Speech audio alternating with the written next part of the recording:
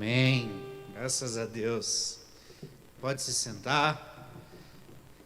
Quero saudar a todos com a paz do Senhor, os irmãos que estão aqui essa noite, os que nos acompanham pelas redes sociais.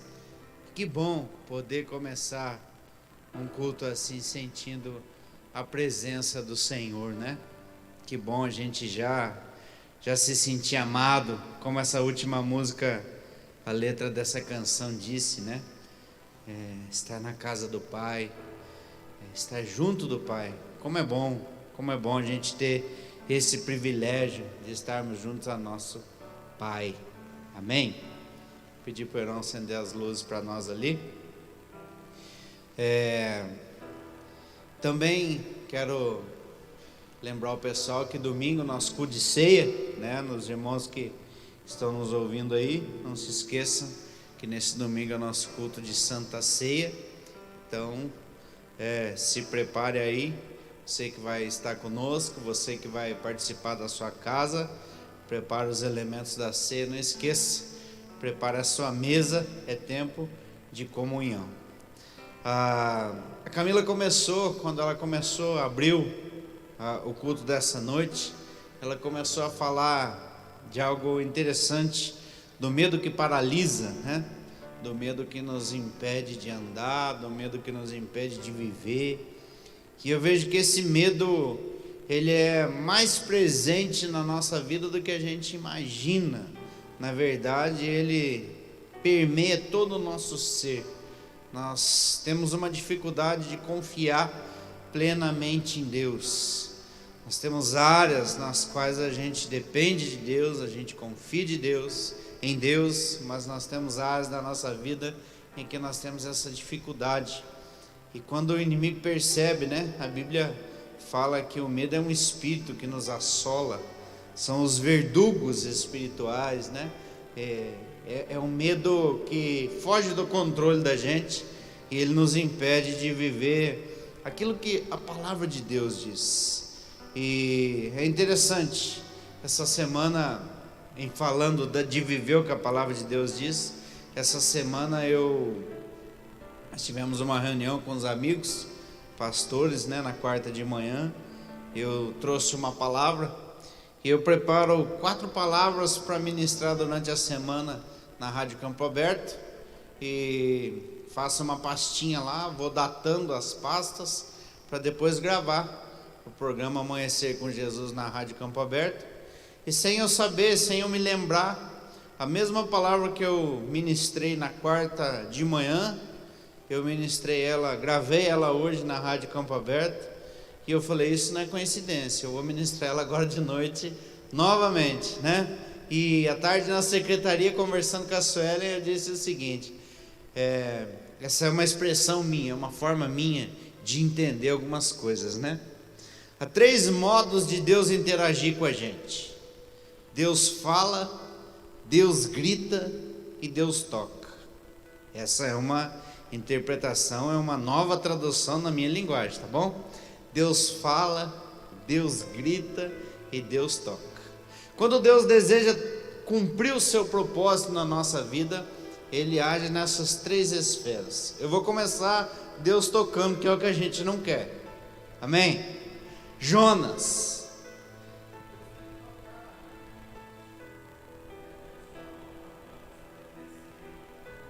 Deus falou com Jonas para ele embarcar e ir até a Nínive, mas ele tomou um barco, desceu a Jope, tomou um barco com direção a Tarsis. Então Deus teve que tocar na vida de Jonas. Esse é o último estágio, é o estágio que nenhum de nós quer vivenciar, quando Deus precisa tocar na vida da gente, para chamar a nossa atenção e para nos levar naquele que é o propósito dele para a nossa vida. O gritar é quando, qualquer coisa que aconteça, vem uma compreensão na sua mente. Parece que um certo tipo de pensamento, uma linha de raciocínio está te acompanhando todo dia, o dia todo, todo o tempo, a semana toda, o mês todo. Você está andando, você está lendo, você está ouvindo música, e aquela linha de pensamento vem no seu coração, Deus está gritando com a gente, e Deus fala com a gente, né? E a resposta nossa ao falar de Deus pode não ser muito agradável, então Deus vai seguir os outros 2 passos, né? E eu entendi, com tudo isso que eu estou dizendo para vocês, eu entendi que Deus, através desse texto que eu vou ministrar hoje, Deus está querendo falar alguma coisa comigo, porque ministrar seguidamente durante 2 dias a mesma palavra 3 vezes não é coincidência, né? Mas eu acredito também que Deus, através dessa palavra, queira compartilhar algo para vocês que estão nos ouvindo na sua casa, vocês que estão nos ouvindo através da Rádio Campo Aberto. É um texto conhecidíssimo de todo mundo, está lá em Marcos capítulo 6, do verso 30 em diante, a multiplicação dos pães e peixes. Marcos 6, do verso 30 ao verso 44, e depois um pouquinho na frente também no capítulo 8, mas vamos por partes, né? Marcos capítulo 6, do verso 30 ao verso 44, diz assim a palavra de Deus: Voltaram os apóstolos à presença de Jesus e lhes relataram tudo quanto haviam feito e ensinado. E ele lhes disse: Vinde repousar um pouco à parte, num lugar deserto, porque eles não tinham tempo nem para comer, visto serem numerosos os que iam e vinham. Então foram sós no barco para um lugar solitário. Muitos, porém, os viram partir e, reconhecendo-os, correram para lá, a pé, de todas as cidades, e chegaram antes deles. Ao desembarcar, viu Jesus uma grande multidão e compadeceu-se dela, porque eram como ovelhas que não têm pastor. E passou a ensinar-lhes muitas coisas. E declinando a tarde, vieram os discípulos a Jesus e lhe disseram: É deserto este lugar, e já avançada a hora. Despede-os para que, passando pelos campos ao redor e pelas aldeias, comprem para si o que comer. Porém ele lhes respondeu: Dai-lhes vós mesmos de comer. Eles disseram: Iremos comprar 200 denários de pão para dar-lhes de comer? E ele lhes disse: Quantos pães tendes? Vão ver. E sabendo eles, responderam: 5 pães e 2 peixes.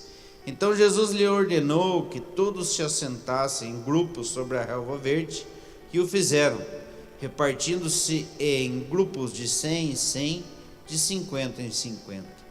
Tomando ele os 5 pães e os 2 peixes, erguendo os olhos aos céus, os abençoou, e partindo os pães, deu aos discípulos para que distribuíssem, e por todos repartiu também os 2 peixes.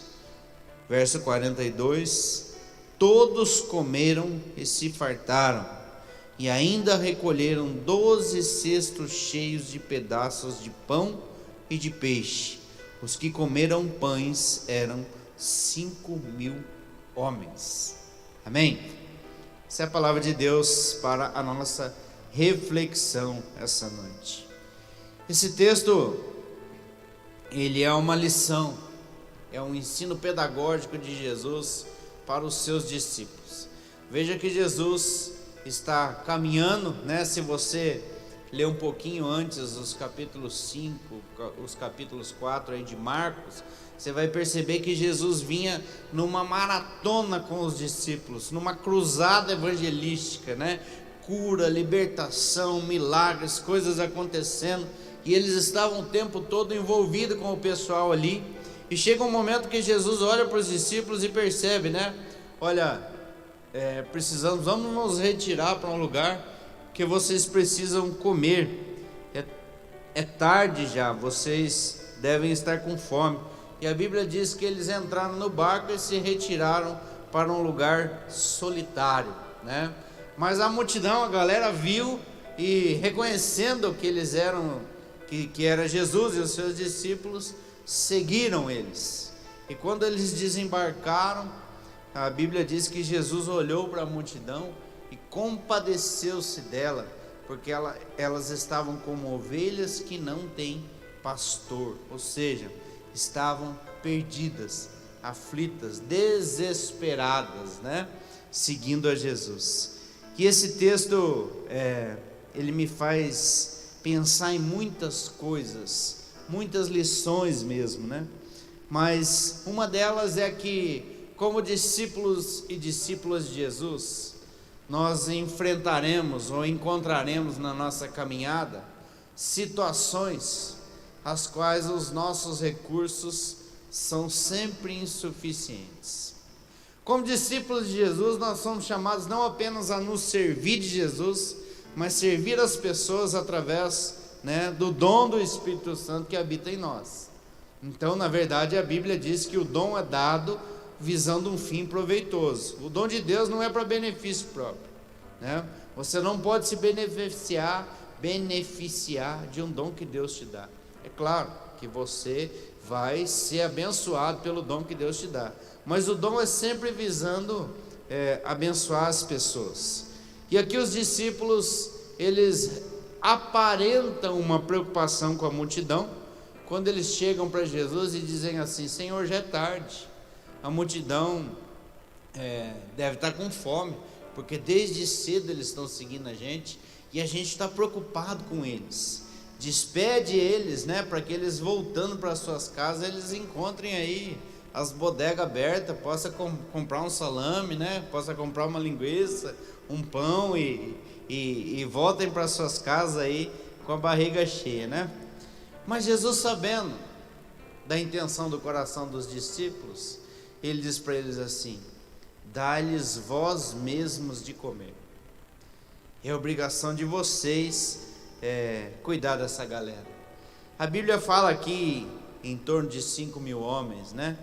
A gente sabe que a Bíblia foi escrita num contexto judaico, e o contexto judaico é bem machista. Mulheres e crianças não eram contadas. Nós estamos falando de um número bem maior do que 5.000 aqui. Eu não vou chutar, mas eu pelo menos dobraria esse número. No mínimo, eu dobraria esse número aqui, né? Então, nós estamos falando de uma grande multidão.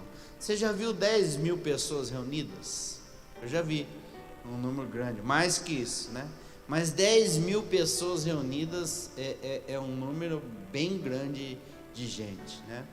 E alimentar esse povo não é fácil, né?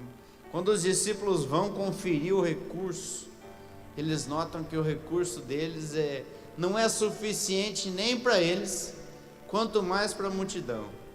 Você já se pegou pensando assim, que às vezes o que Deus pede para você fazer é em cima da sua carência? Quantas vezes eu, passando por algum tipo de dificuldade, tive que ajudar pessoas na mesma condição que eu estava? A vontade que dá é falar assim: Deus, eu não tenho nem para mim, como é que eu vou fazer, né? Às vezes a gente vai falar para os outros, vai aconselhar, vai ajudar, vai orar pela saúde, e a gente está doente. Às vezes você vai falar para alguém, né, sobre família, sobre a sua casa, e você naquele dia não está muito bem, né? Quantas e quantas situações eu me lembro de Deus ter me usado em cima de uma situação que eu estava vivenciando. Ou seja, eu não tinha nem para mim, quanto mais dá para o outro. Qual é o caminho para a gente se tornar um discípulo de Jesus e viver e fazer a diferença nesse mundo? Porque seguidores Jesus tem muitos. Seguidores Jesus tem muitos, né? Na verdade, a maioria das pessoas professam serem seguidores de Jesus. Mas Jesus nos chama de filhos, de amigos, de discípulos e discípulas. E o discípulo tem compromisso com Jesus e tem compromisso com as pessoas. Jesus resume os mandamentos, eu preguei esses dias sobre isso: é amar a Deus sobre todas as coisas e o nosso próximo como a nós mesmos. Ele está dizendo assim: a forma de você mostrar que você ama a Deus acima de qualquer coisa é amando o seu próximo, né? E aqui Jesus está chamando os discípulos para um compromisso, mas um compromisso em cima de uma condição que eles tinham dificuldade. Então não se assuste, não deixe esse medo que a Camila falou te paralisar em algum momento da sua vida. Quando Deus te desafiar para ajudar alguém, você disser: mas não, o que o Senhor está me pedindo, o que eu possuo não é suficiente nem para mim, né? Quando Paulo manda o jovem Timóteo pastorear, ele diz assim: que ninguém despreze a tua mocidade, seja fiel, prega a palavra, insista, tempo e fora de tempo, né? Os recursos às vezes são escassos, mas há um processo que acontece nessa multiplicação de pães e peixes, que se eu e você aplicarmos na nossa vida, as coisas vão dar certo. Primeira coisa é levar o pouco que temos a Jesus. Pode parecer pouco que você tem para oferecer, mas se você levar ele para Jesus, se você entregar esse pouco para Jesus, pode ter certeza que nas mãos dele o pouco se torna muito, se torna suficiente não só para você, mas para muita gente ao seu redor. Veja, os 12 discípulos tinham 5 pães e 2 peixes. Os 12 discípulos tinham 5 pães e 2 peixes. No fim da história vai sobrar 12 cestos de pães cheios. Ou seja, quando eu aplico aquilo que eu tenho, quando eu divido aquilo que eu tenho, quando eu invisto aquilo que eu tenho em outra vida, o que eu tinha no começo vai ser nada comparado ao que eu vou ter no final. Capítulo 42 de Jó diz que enquanto Jó orava pelos seus amigos, Deus mudou a sorte dele, e Deus o deu em dobro tudo o que ele possuía no começo. Tudo quanto ele tinha no começo, Deus deu a ele em dobro, porque ele investiu em outras vidas. O segredo de ser bem sucedido é fazer o que Deus espera que a gente faça, é investir na vida dos outros. Irmãos, nós estamos vivendo um tempo onde o egoísmo, onde o egocentrismo está permeando a sociedade e está entrando dentro da igreja. A gente pensa só na gente, né? Eu costumo brincar com isso aqui, mas é sério.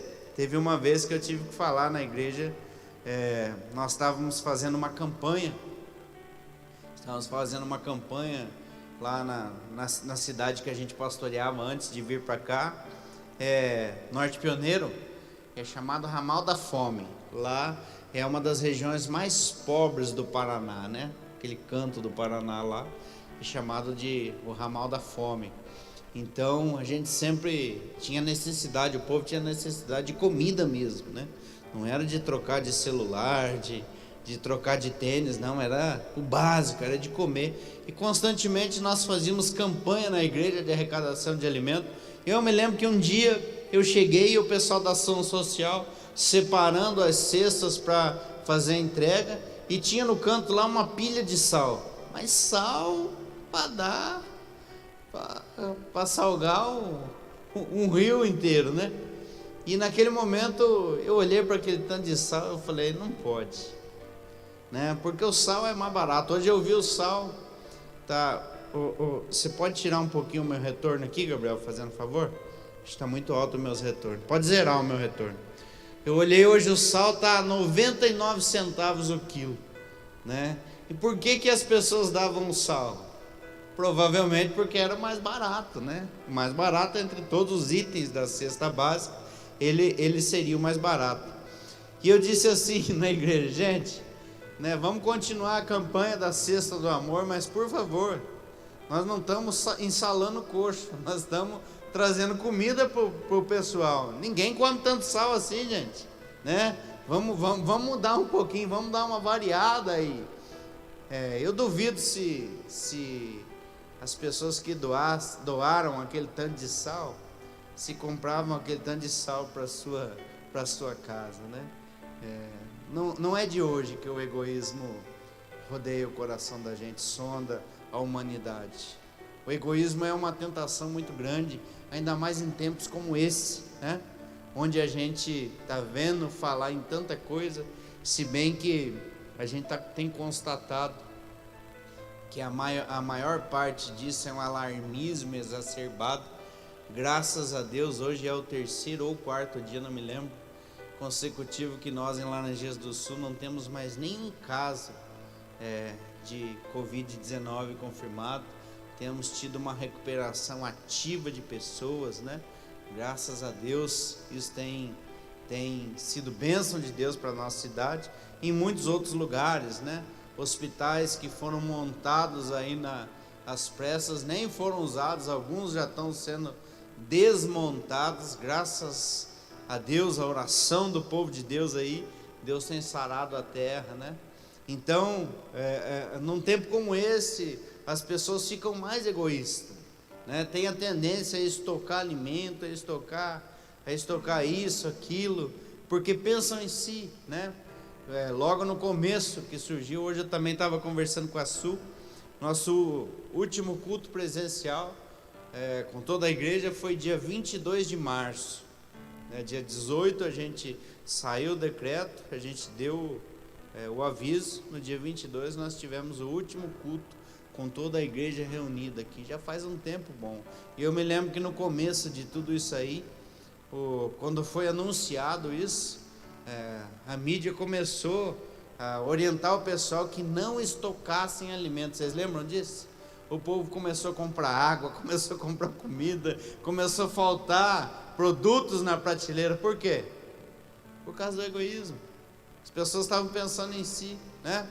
Não estavam preocupadas se ia sobrar para o outro. Eu quero garantir o meu, e garantindo o meu, eu quero que os outros, né, sejam abençoados. E dê uma explodidinha aí, se puder também, não tem problema, né? Esse comportamento, Jesus vai tratar na vida dos discípulos. Quando ele diz aí, o que vocês têm? Vão conferir. Jesus, o que nós temos, se nós sentar, nós 12 mais o Senhor aqui, vai dar para dar uma tapeada, não vai dar para matar a fome. E Jesus fala, nós vamos alimentar essa multidão. Você está de brincadeira? Não dá nem para nós, não é suficiente nem para nós, como que nós vamos fazer isso? Ele diz assim, tragam aqui, me deem aqui, né? Vamos ver qual versículo que diz isso aí. Verso 38, diz assim, então ele lhes disse, quantos pães tendes? Vão ver. Sabendo eles, responderam, 5 pães e 2 peixes. 39, então Jesus lhe ordenou que todos se assentassem na relva, e o fizeram, repartindo em grupos. 41, tomando ele os 5 pães e os 2 peixes, e erguendo os olhos aos céus, os abençoou. Jesus chama para ele a responsabilidade. Deixa eu dizer uma coisa para você, é compromisso nosso ajudar as pessoas, mas a providência vem do céu. O nome Jeová Jireh é o Deus da provisão, o Deus que provê para nós. O que nós temos pode ser pouco, mas se nós levarmos a Jesus, Jesus vai dar um jeito de fazer com que aquele pouco que a gente tem se torne suficiente para todo mundo, não só para a gente, né?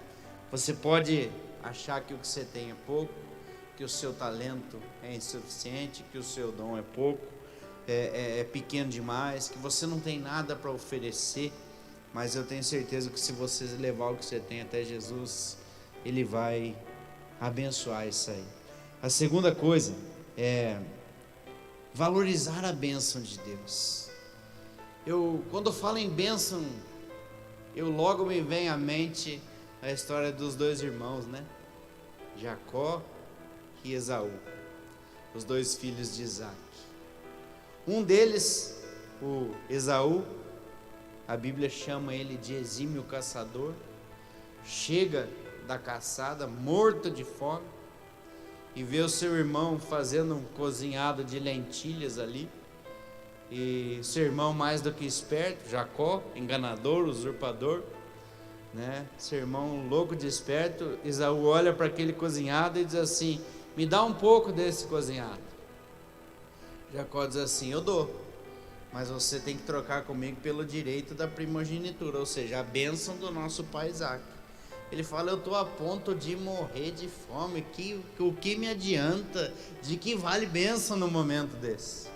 né? Eu quero resolver, de novo o egoísmo, quero resolver o meu problema, quero matar a minha fome. E a Bíblia hoje relata, quando faz menção a Deus, ele diz assim: o Deus de Abraão, o Deus de Isaac e o Deus de Jacó. A história não era para ser assim, era para ser o Deus de Abraão, o Deus de Isaac e o Deus de Esaú. Mas Esaú foi riscado da história, porque ele abriu mão da bênção de Deus. Irmãos, a bênção de Deus faz toda a diferença na nossa vida. A Bíblia diz que, se eu não me engano, é Provérbios 10, 22, a bênção do Senhor enriquece e nela não há desgosto. É a bênção do Senhor que nos faz prosperar, é a bênção do Senhor que nos dá uma vida tranquila, né? A diferença ali foi a bênção de Deus. Não abra mão da bênção de Deus, não troque a bênção de Deus por nada na sua vida. É a bênção que vai fazer a diferença. Receba com alegria e com fé a bênção de Deus. Tudo que chegar até as suas mãos, você entregue a Jesus e peça para Ele abençoar. Eu vejo gente, às vezes, recebendo o seu subsídio, o seu salário, né, e falando aqui, ó, essa porcaria não vai dar para nada, né? Já mais da metade, 90% eu já estou devendo, e começa a reclamar. Tenha o hábito de abençoar. A gente nunca se senta à mesa e come em casa sem antes agradecer a Deus, abençoar, consagrar a Deus o nosso alimento, porque a gente entende que a bênção de Deus faz toda a diferença, né? A Bíblia diz que chegará um tempo em que nós seremos perseguidos, odiados, rejeitados, né?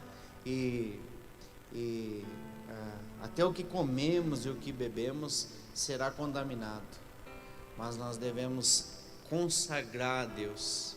Pelo poder do nome de Jesus, nós pisaremos serpentes, escorpiões, tomaremos bebida mortífera, em nada, absolutamente nos causará dano. A bênção de Deus tem o poder de transformar aquilo que podia nos prejudicar em coisa boa. A bênção de Deus não é para, a gente não vai tentar Deus, é claro, né? Mas a bênção de Deus pode fazer com que a gente tome veneno e nada nos aconteça. Volto a dizer, não é que você vai fazer prova disso, tá bom? Mas caso alguém faça alguma coisa para a gente, e a gente no hábito de abençoar, consagrando a Deus, a gente vai passar por tudo isso sem sofrer dano algum, né? Valorize o que você tem, entregue a Jesus, peça para que Ele abençoe. No primeiro momento parece que nada mudou, parece que a bênção não faz diferença, né? Quando Samuel unge Davi rei, abençoa, a palavra ali, unção, consagração e bênção, vem da mesma raiz. A vida de Davi não muda, pelo contrário, piora. Ele começa a ser perseguido. A bênção de Deus parece mais fácil, como Esaú fez, é mais fácil você pegar no palpável, no visível, do que se apegar à bênção de Deus, porque a bênção de Deus às vezes demora para acontecer na nossa vida, e às vezes a nossa impaciência nos faz abrir mão da bênção e optar pelo palpável, pelo visível, né? Mas a gente conhece a história de Davi. Entre a bênção, entre a unção, entre a consagração e o trono, foi um bom tempo. No primeiro momento, Jesus abençoa, e aqueles 5 pães e peixes não se transformam magicamente, misticamente. Não acontece uma mágica. A nossa mentalidade é muito mística. A gente quer ver as coisas acontecendo de forma assim, extraordinária, né? Jesus abençoou e começou a chover pão, chover peixe, e virou aquele fervo. Não foi assim. No primeiro momento a bênção parece que não tinha mudado nada. Jesus parte os 5 pães e 2 peixes e divide em 12 cestos. Não sei, não saberia falar para você a quantidade que cada cesto recebeu, mas vamos imaginar os cestos usados naquele tempo. cestos de junco, né? Cestos de mato, tecido. Jesus abençoa e parte os 5 pães. Vamos entender que os pães que eles carregavam eram pães asmos, porque eles carregavam no deserto. Não podia ter fermento, porque ia levedar, azedar. Eram pães chatos, você já viu? A gente chama hoje de pão sírio. É um pão feito sem fermento. É uma broazinha assim, chatinha, né? E 2 peixes, provavelmente esses peixes também, para ser transportado no deserto, sem refrigeração, eram peixes salgados, né? Imagina isso, gente. O peixe comum daquela época ali era a tilápia. Imagine 5 pães chatinhos, fininhos assim, e 2 tilápia ressecada pelo sal. Você partir e colocar a divisão disso em 2 cestos, não dá nem para contar. Quantos pedaços? 2 pedaços e meio de pão para cada cesta e um pedacinho de peixe para cada cesto ali. E foi o que eles colocaram. No primeiro momento parece que a bênção não mudou. Se a gente está esperando mágica, a gente se frustra, a gente abre mão da bênção. Mas os discípulos permaneceram fiéis ao Senhor. Eles saíram para entregar a partilha dos 5 pães e 2 peixes. A diferença é que agora eles haviam sido abençoados pelo Senhor. Eu costumo dizer que eu apanhei muitos anos na minha vida, dentro da igreja, por não ser dizimista e por não ser ofertante. Apanhei muito tempo. Demorei eu costumo dizer que a minha mente e o meu coração se converteram rapidinho, mas a minha carteira, pense que foi rebelde, né? Foi 5 anos levando lambada para aprender que a bênção de Deus tem mais valor, a promessa que Deus faz de repreender o devorador, abrir as janelas do céu e derramar bênção sobre nós, tem mais valor do que uma certa quantidade em dinheiro. Eu trabalhava, eu fazia de tudo. O que a Bíblia diz para não fazer, eu fazia. Eu levantava cedo e ia dormir tarde, né? Eu tentava ganhar o pão de todas as formas e nada dava certo. O dia que eu entendi que a bênção era mais importante e passei a obedecer a palavra de Deus, não foi a palavra do meu pastor na época, não foi a palavra da igreja que eu servia, mas a palavra de Deus. A bênção tornou aquilo que eu recebia suficiente para a gente viver. Quando chegava no fim do mês, no fim do ano, a gente ia fazer a conta e a gente ganhava X. E a gente nunca conseguiu entender como que aquele X esticou e a gente conseguiu passar por tanta coisa, né? Conseguiu pagar, comprar, conquistar com aquele valor. Mas era o mesmo valor que antes não era suficiente. Agora dava. Por quê? Porque agora a diferença é que ele era abençoado, né? Através do ato que a gente fazia dizimar e ofertar na casa do Senhor.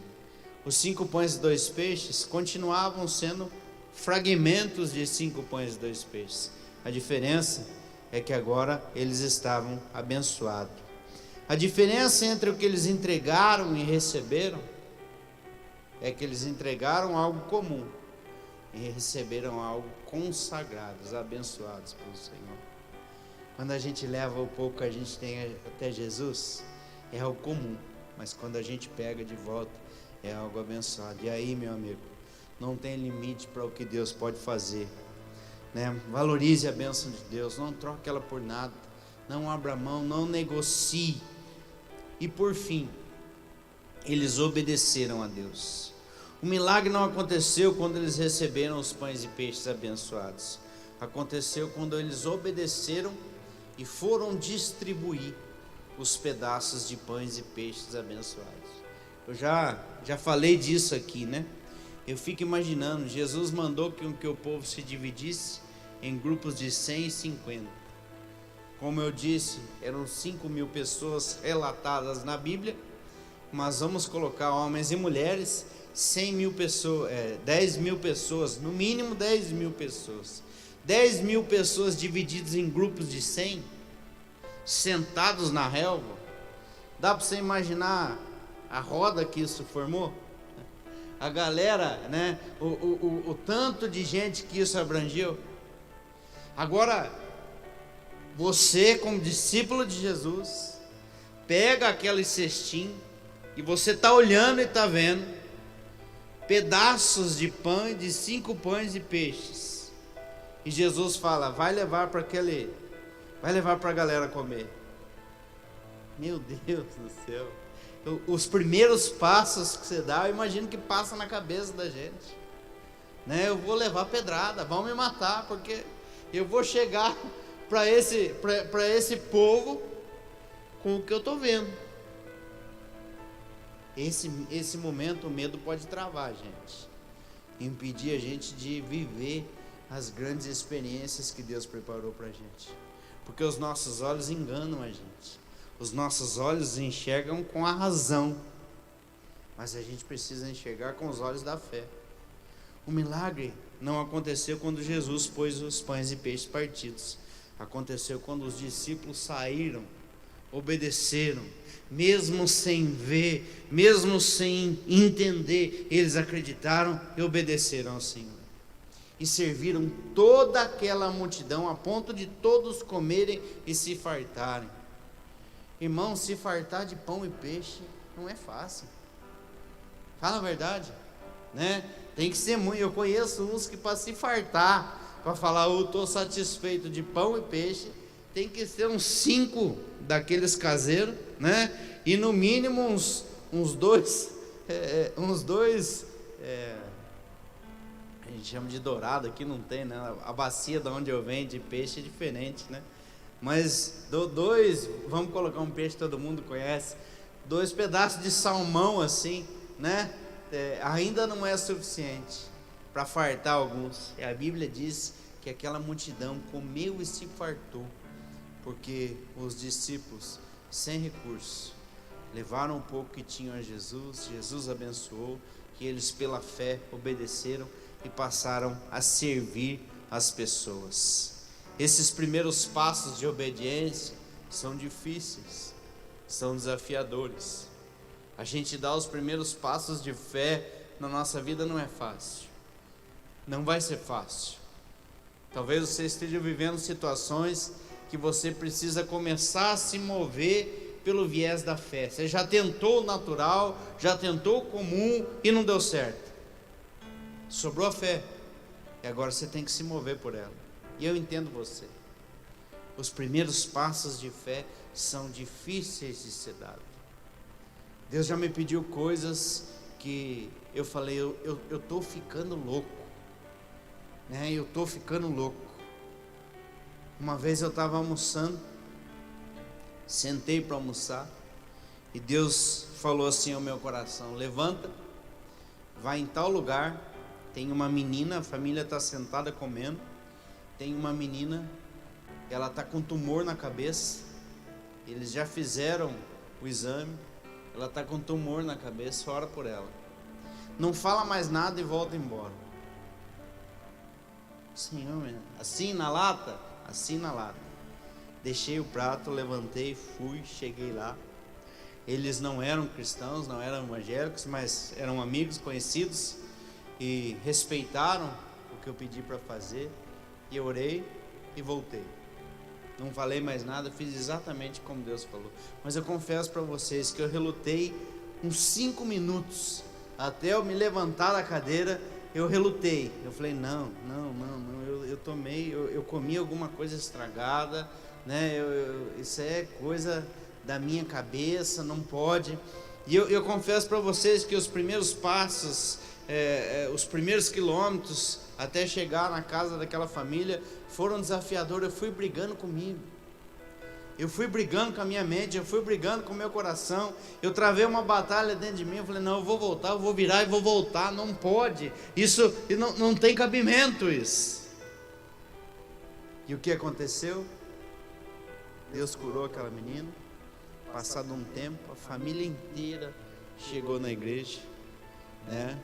E eles estavam ali assustados, encantados com aquilo que Deus havia feito. Mas dar os primeiros passos de fé, irmãos, não é fácil. É desafiador, mas se a gente quiser ver milagre acontecendo, a gente vai ter que aprender a andar pela fé. A gente vai ter que aprender a se mover pelos caminhos da fé.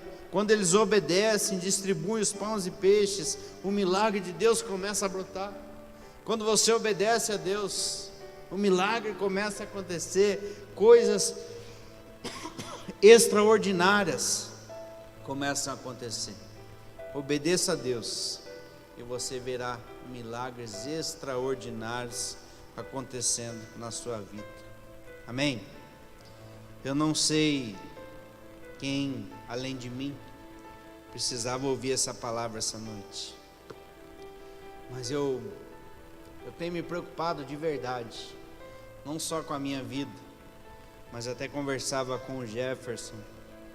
Na verdade, conversamos um pouquinho essa semana, né? Me parece que o tempo é propício, mas não podemos tributar esse tempo que estamos vivendo isso.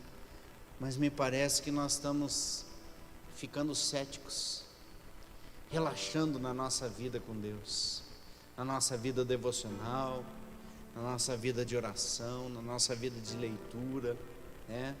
Na nossa vida de fé. Os milagres de Deus, os milagres de Jesus, a gente tem eles guardados na memória porque ouviu de alguém, mas a gente não tem vivido. E Jesus fala das obras maiores. Ele diz que as mesmas obras que ele fez, nós as faríamos e as faríamos maiores ainda. Me parece, irmãos, que a nossa geração está caminhando para o ceticismo. A falta de fé tem impedido a gente de viver milagres. Parece que milagres foi uma página virada da história, e não. O mesmo Deus do passado é o mesmo Deus de hoje. Ele continua realizando milagres, só que Ele precisa de agentes, de pessoas que se deixem usar para serem instrumentos de milagre. A bênção de Jesus, a bênção de Deus para aquela multidão chegou através dos discípulos. Não aconteceu magicamente. A bênção vai chegar às pessoas através de mim e de você, mas tem que dar esses passos que eu falei. Você vai ver que o que você tem é pouco, e é pouco. Leve a Jesus, Ele vai abençoar, e Ele abençoando, você então se torne um canal de bênção na vida dos outros. E pode ter certeza que o teu cesto vai estar garantido no final, né? Quando terminou tudo aquilo ali, sobraram 12 cestos cheios, um para cada um. O que era para ser só para talvez dar uma tapeada na fome, quando eles aplicaram, sobrou tanto, que não apenas abençoou o povo, mas foi suficiente para eles, entende? Você escolhe comer migalhinhas de pães e peixes, ou comer um cesto cheio. Agora, se você for egoísta, se você guardar só para você, você não vai experimentar. Você não vai experimentar o milagre da multiplicação. O mesmo Jesus que multiplicou os pães e peixes pode fazer o impossível na minha e na sua vida. Basta a gente querer. Amém? Vou pedir para o Heron apagar as luzes aí. Pedir para você se colocar diante da presença de Deus mais uma vez. E nós vamos ouvir uma canção. Enquanto essa canção vai ser tocada, vai ser cantada, vai ser ministrada, que você possa falar com Deus aí no seu coração nesse momento, refletindo sobre essa palavra, refletindo sobre esse momento. Amém?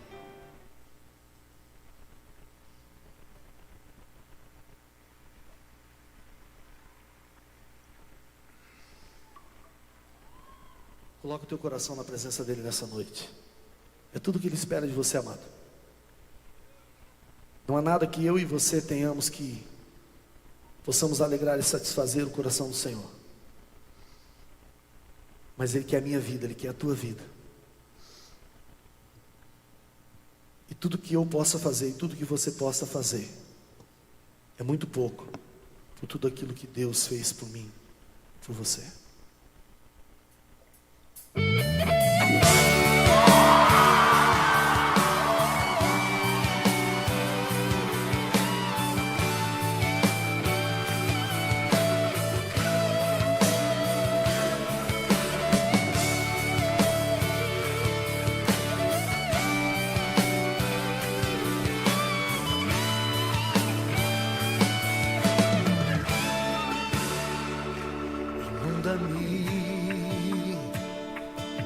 Inunda-me com tua presença.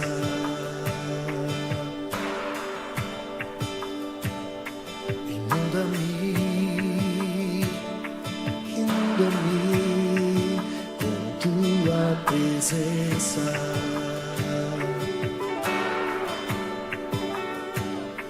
E enche-me com tua presença.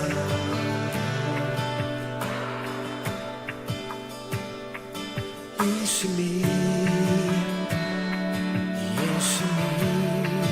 com tua presença.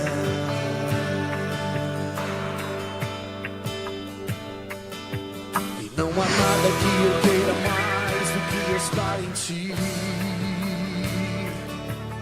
Não há nada que eu deseje mais do que viver em ti. E não há nada que meu coração anseie mais que tua presença. E não há nada que meu coração espere mais que o teu amor. O que eu posso te dar quando tudo é tão pouco? O que eu posso te ofertar quando tudo é tão pouco? Minha vida te dou. Ofereço a ti, Senhor. É tudo que eu tenho. Fala pra ele, bem alto.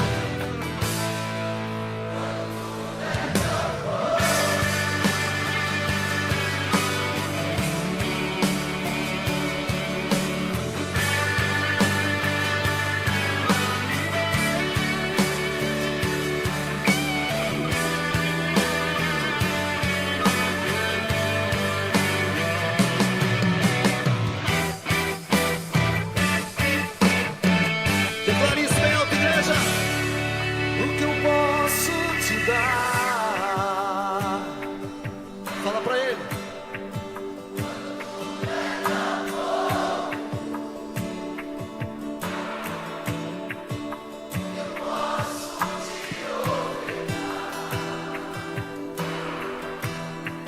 Quando tudo é tão pouco, joga teu coração nos braços dele e cante. A minha vida te dou.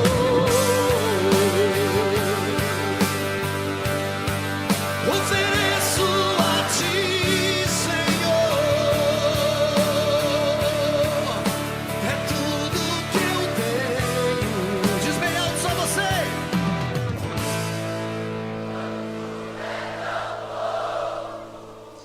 Em toda a história da Bíblia, nós vemos Deus disposto a se reconciliar, abençoar o seu povo, mas nós vemos Deus procurando pessoas para fazer isso.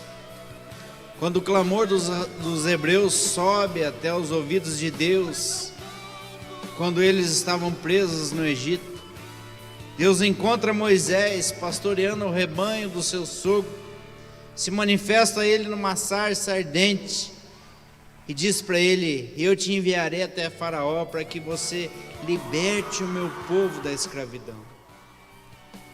Em toda a história da Bíblia, Gideão estava lá no lagar malhando trigo. O Senhor se apresenta a ele e diz: eu sou contigo, homem valente. Ele diz que ele é o menor, ele se sente pequeno, o homem sem recursos. E Deus diz: eu te enviarei para libertar o meu povo da mão dos inimigos. E Gideão se torna o libertador do povo.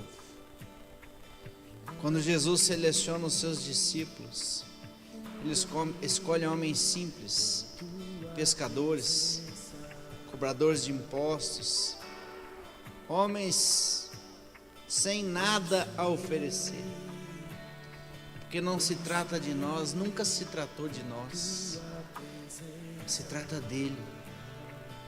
Não se trata do que temos, nunca se tratou do que temos, mas do que ele tem para dar, do que ele pode fazer através de nós.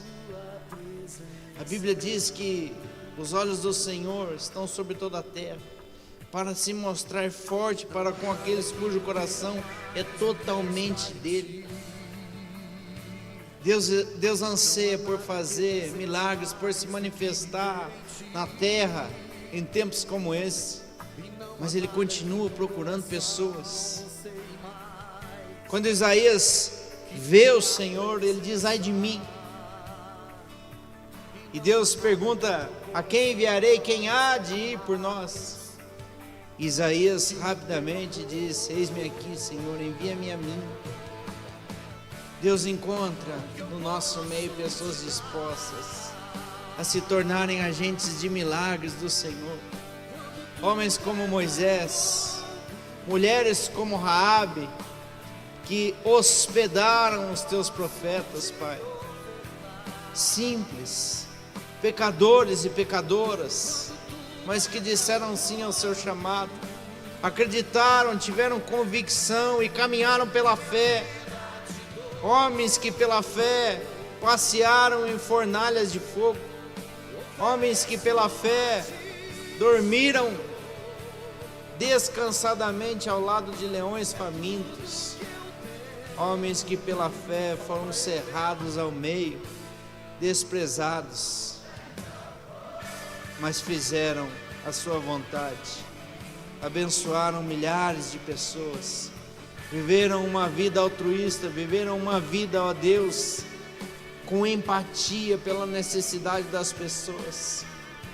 Gera em nós, Jesus, esse mesmo sentimento que te moveu a matar a fome dessa multidão, compaixão pelas pessoas. Movido de compaixão, o Senhor usou aqueles 12 homens para abençoar aquela multidão. Que a sua compaixão, ó Deus, possa nos mover a abençoar os que sofrem, a intervir em situações onde o diabo tem triunfado na vida das pessoas. Deus, nós queremos ser esses multiplicadores, esses homens que vão, essas mulheres que vão levar o milagre da multiplicação, o milagre do Senhor para as pessoas que estão perdidas como ovelhas que não têm pastor. Que o Senhor possa nos abençoar. Acrescenta em nós uma porção de fé nessa noite, Senhor. Que nós não venhamos a se esquivar como os discípulos tentaram fazer, mas venhamos a nos preocupar e, movidos de íntima compaixão, nos tornemos agente de milagre na vida das pessoas. Nós somos o teu corpo que caminha pela terra hoje, a igreja. E por isso nós podemos fazer as obras que o Senhor fez e as fazê-las maiores ainda. Que a tua misericórdia, Deus, possa nos alcançar e alcançar aqueles que têm sofrido, padecido necessidades nesses dias. Assim eu oro e abençoo a tua igreja, o teu povo, no nome de Jesus. Amém. Deus abençoe você. Que Deus nos abençoe, você que esteve conosco até agora pela Rádio Campo Aberto, que nos acompanhou pelas redes sociais. Não se esquive da sua responsabilidade de discípulo. Não tente fugir daquilo que Jesus está te permitindo fazer para abençoar as pessoas. Amém? Recebe a benção. E que o amor de Deus, a graça de Jesus, a força, consolo e poder do Deus Espírito Santo seja com todos nós hoje e sempre. Se diz amém. Deus abençoe. Vai na paz do Senhor.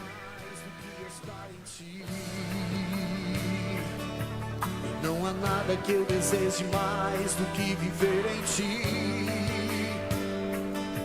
E não há nada que meu coração anseie mais que tua presença. E não há nada que meu coração espere mais que o teu amor.